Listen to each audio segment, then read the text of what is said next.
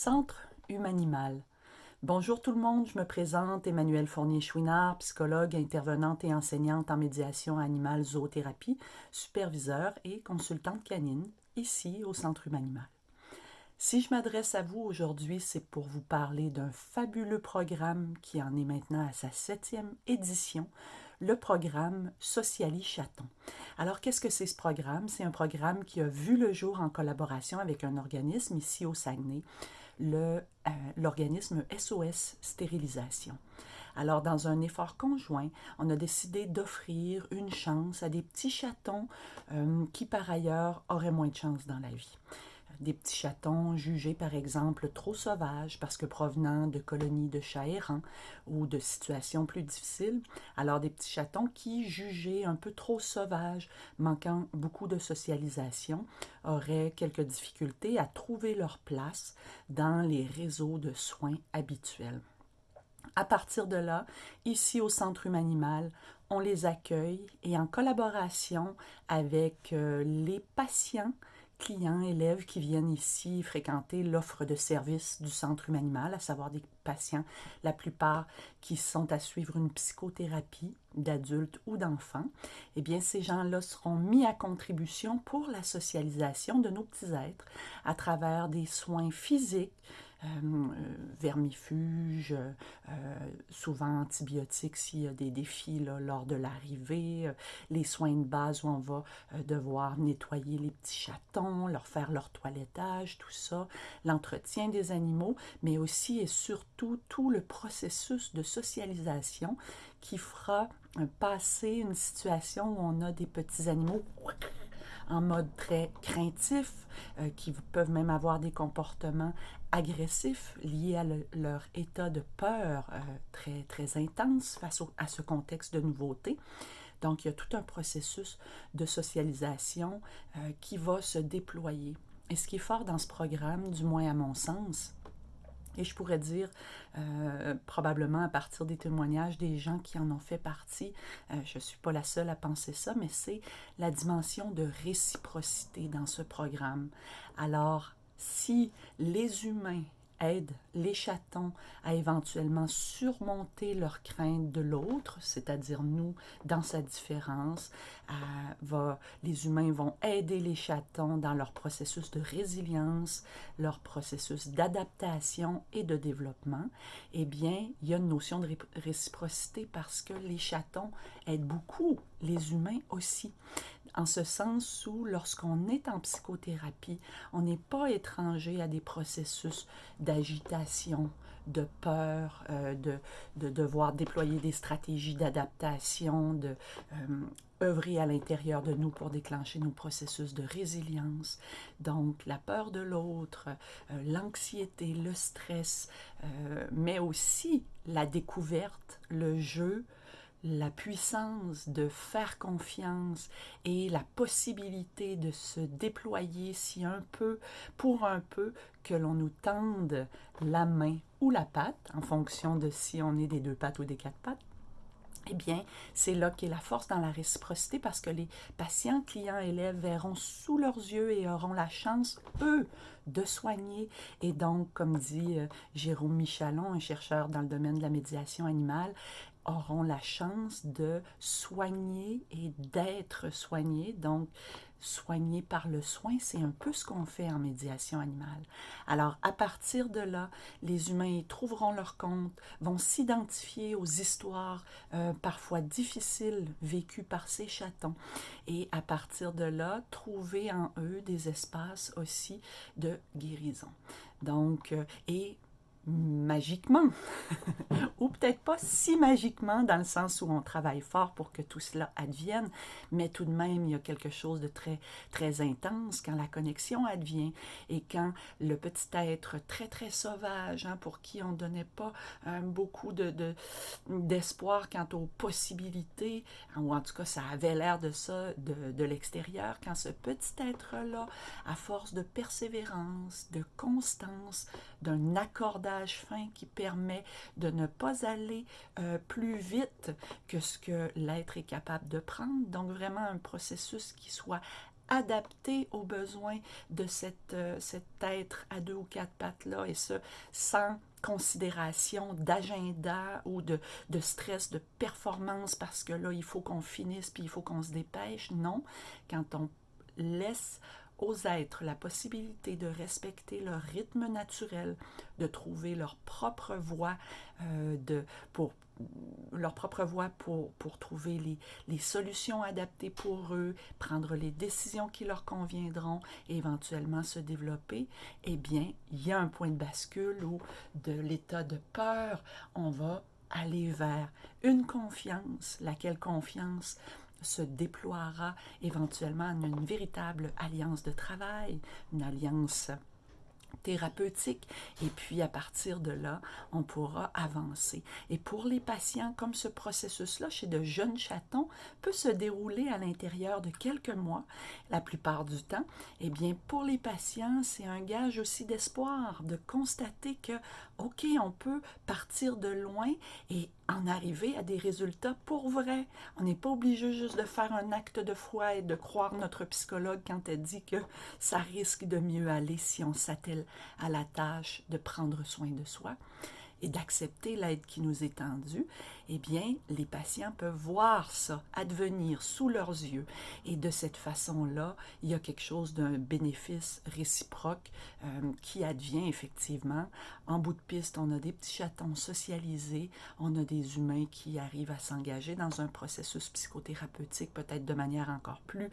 intense parce qu'ils en voient sous leurs yeux les possibilités au fond. Et à travers les stratégies qu'ils vont déployer pour apprivoiser ce petit être à 4 pattes, ben c'est aussi les mêmes stratégies qu'ils pourront réinvestir sur leur propre personne pour s'apprivoiser eux-mêmes dans leur zone d'ombre et dans les zones de peur qui peuvent les habiter.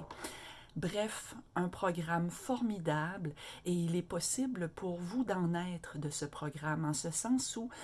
dans le processus, lorsque les petits chatons ont vécu leur socialisation et qui sont rendus autour de, à ce moment-là,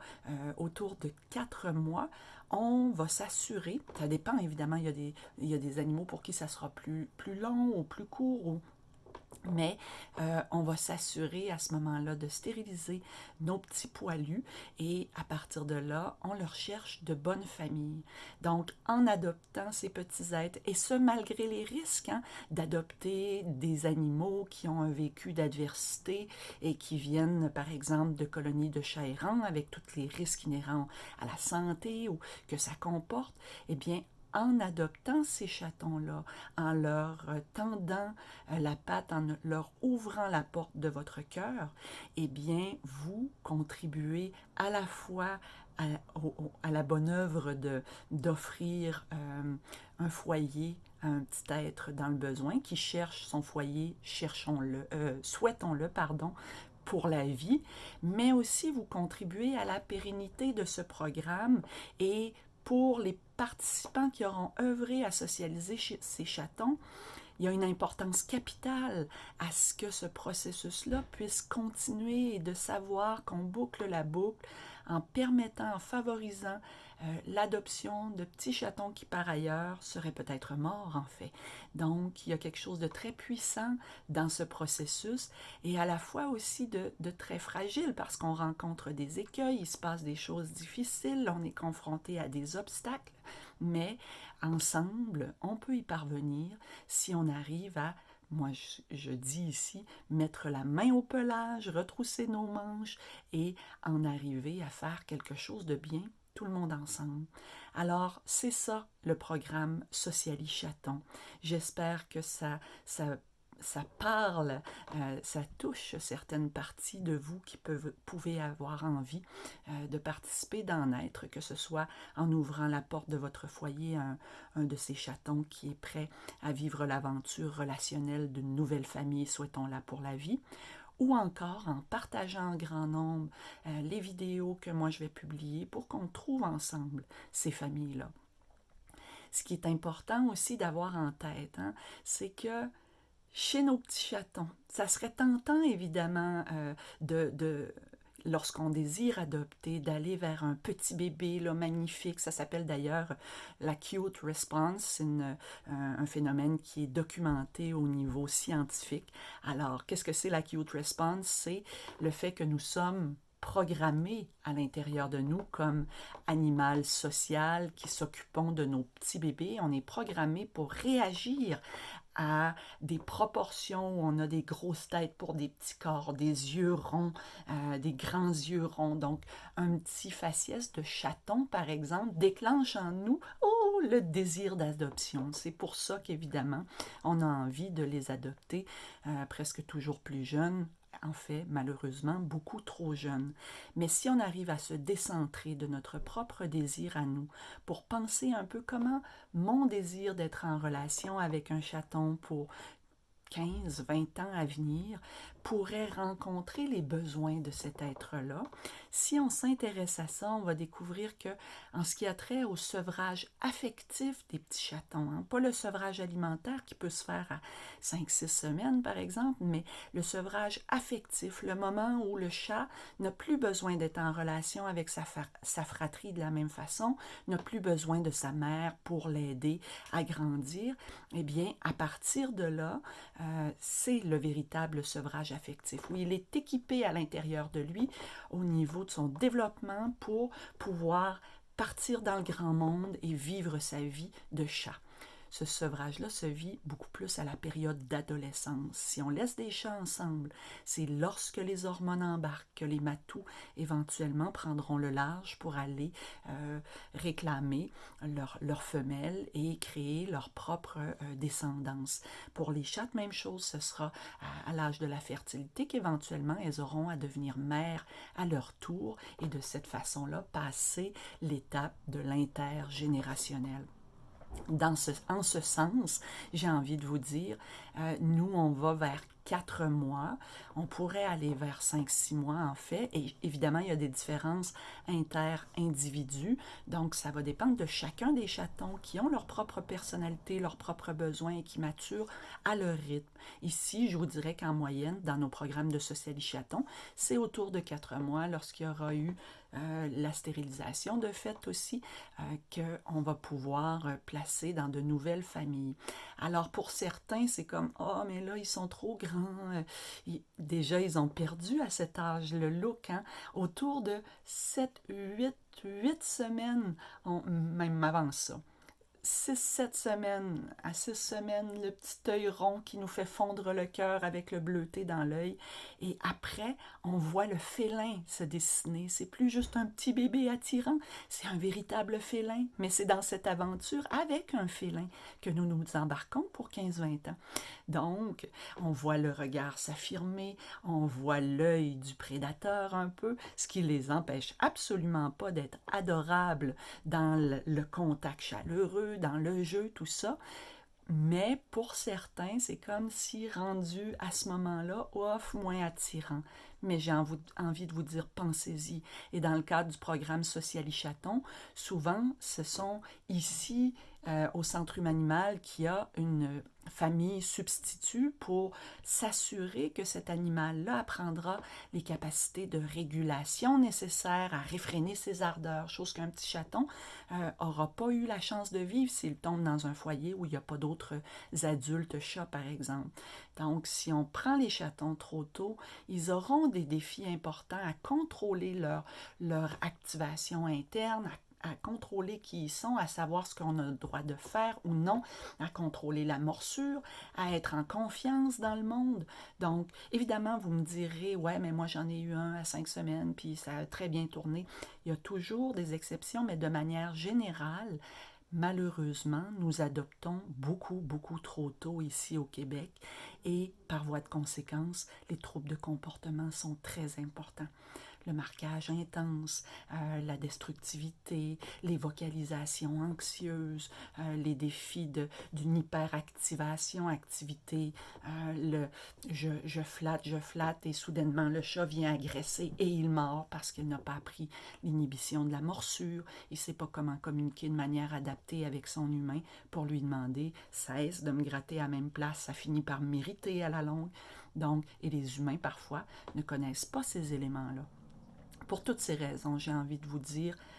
tentez de faire une adoption, que ce soit à travers le programme Socialis Chaton ou ailleurs, mais tentez de faire des adoptions responsables pour qu'on en arrive à avoir des petits chatons équilibrés qui resteront dans leur famille plutôt que de se retrouver sur Kijiji à la SPCA ou de passer de foyer en foyer au fil du temps parce que oh non, là, il fait pipi, oh non, là, il y a eu un blocage urinaire encore, parfois lié à des situations de stress importants sur de longues périodes. Bref, essayons ensemble de s'intéresser pour vrai à un animal qui par ailleurs nous apparaît familier et on a l'impression qu'il n'y a rien à apprendre puisqu'on a toujours eu des chats autour de nous. Mais en fait non, ce petit félin-là qui vit dans notre maison, il a des choses à dire et nous avons des choses à découvrir et c'est en s'y attardant ensemble, en tentant nous aussi de mettre nos pas dans l'empreinte de leurs pattes,